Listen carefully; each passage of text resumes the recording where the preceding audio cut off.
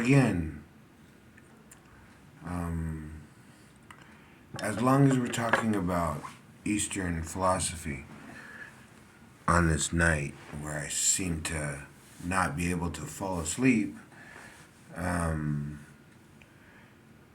spoke of Buddhism.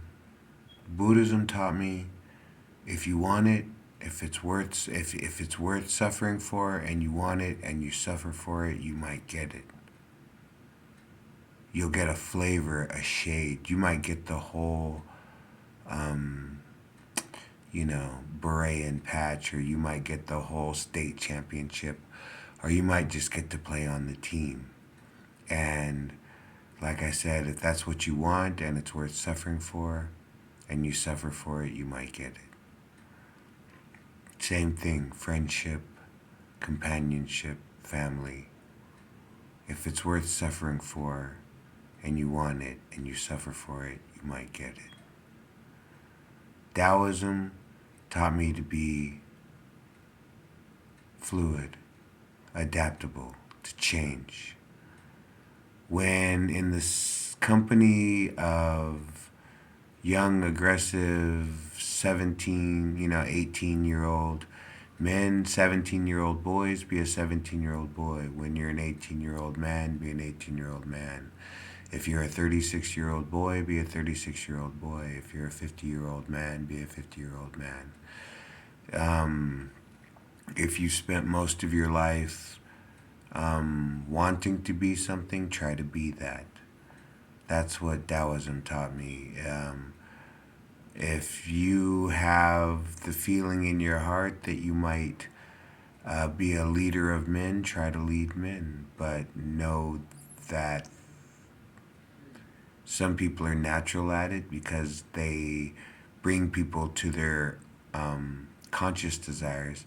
And some people are trying to change society in a way that are going to make people fight amongst themselves with their own self before they can come together and actually cause a change in society. Taoism taught me that the in-between, where sometimes the borders don't have guards and fences, and it's not black on one side, white on the other. Taoism taught me that even though I think a lot in terms of black and white and yes and no and 100% on and off, and I think in those terms, that life is color, and it's shades of color. And even when it's black and white, it's shades of gray. So at 50, because I haven't made horrible mistakes in my past, I can now see that life has always had more depth to it than I was understanding. But I had a clue, so I went slow. Because water and air and all these things that are fluid, they take their time. For you to feel the sun, it takes 8 minutes for that heat to leave the sun for you to feel it. So, and yet, when you see the sun, you feel it,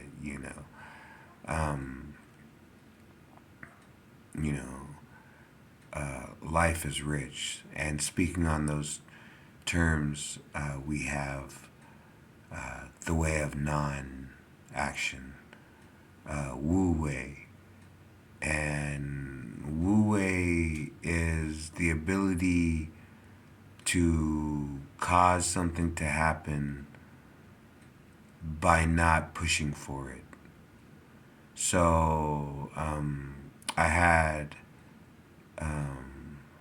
I knew an older man once, and he taught me about fishing, and he said the secret to fishing is that you throw out what you've got, which should be good bait, and then you wait for the fish to come to you.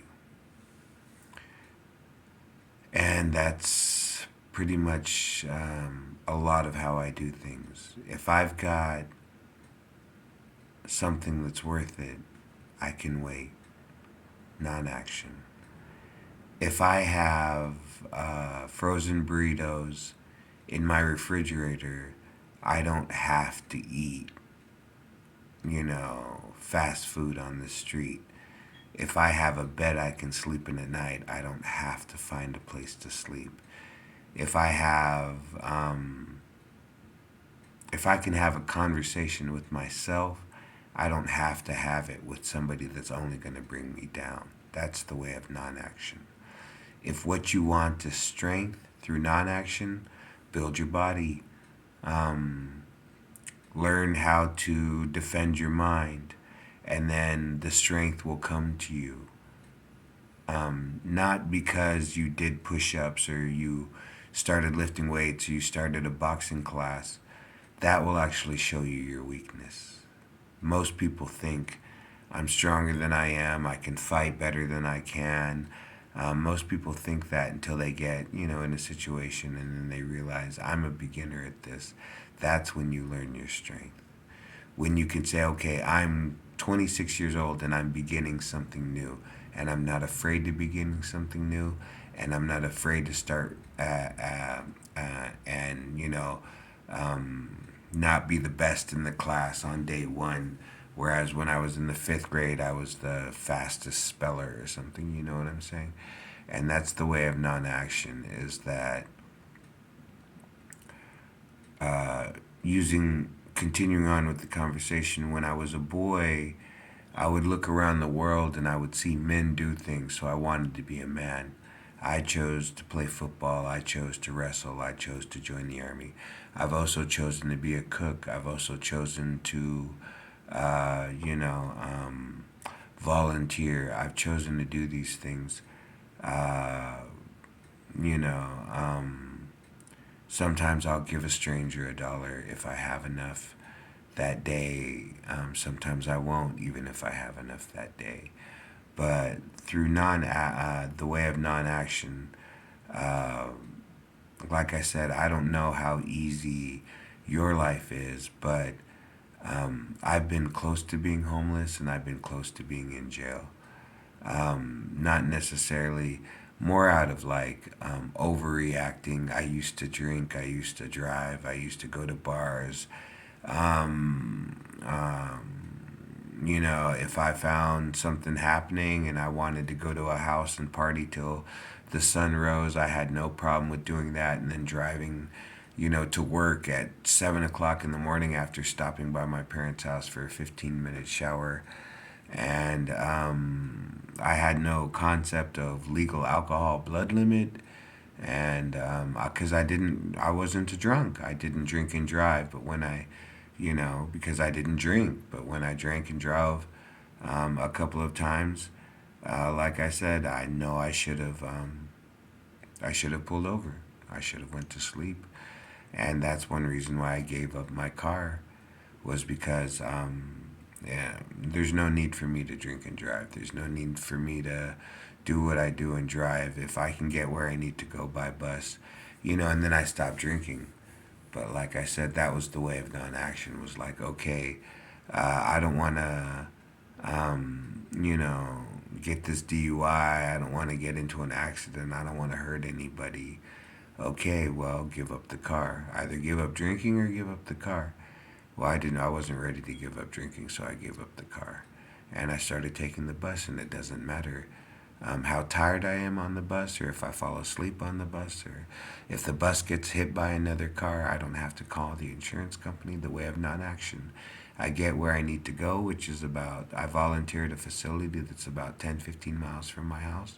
And I get there by bus, and I get back by bus, and there's grocery stores in between, and there's donut shops in between, and there's a McDonald's in between, and I'm within walking distance of a burrito shack and a corner market, and that was one of the things that I wanted when I was younger. Was the green movement. I didn't want to burn a bunch of gas up just driving in circles when I could take the bus or walk. And at 50 years old, I can take the bus or walk. Um, you know, I eat meat still at this point. I'd like to eat less, but I don't feel as bad about eating meat as I used to because, as a Buddhist once told me, the animal has already been sacrificed. Um, just and prepare the food well. Pay attention to your meal. Know that that was once life, that it once stared up at the stars and wondered what was happening beyond the field that it was grazing in, just as you do. And recognize that sometimes you might feel that life has a purpose or no purpose or could be given purpose, that you could make your life have purpose, other than what you've come to understand. You could, at 25, change your life, at 50, change your life, at 75, change your life. Or, if you feel like, you know, you enjoy your life and you're getting what you want, then you can try to maintain your life. And that is the way of non-action. If you really want something, do everything you can to make yourself worthy of it, to make yourself to make it possible, and then sit back and don't um, compete like a rat in a cage for a piece of cheese over what you think you want. You know, the continuation of the East Coast Beat.